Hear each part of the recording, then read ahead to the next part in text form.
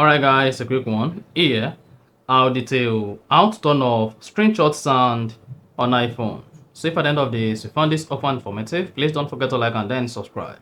Now, if each time you take screenshot on your iPhone, you hear the screenshot sound and this irritates you so much that you want to take screenshot on your iPhone without the sound, then this is what you need to do. Since there is no native button to turn off screenshot on your iPhone, then if your iPhone has this action button, it's the best way you can use to turn off screenshot on your device. To do so, you just need to make sure you tilt the action button downward to turn on silent mode. And once you have silent mode on your iPhone, you can now go ahead and take the screenshot. So the screenshot will be taken without the screenshot sound.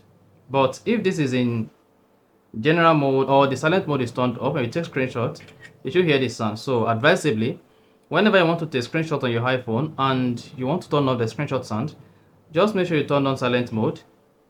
Go ahead and take your screenshot. And after that, turn off the silent mode.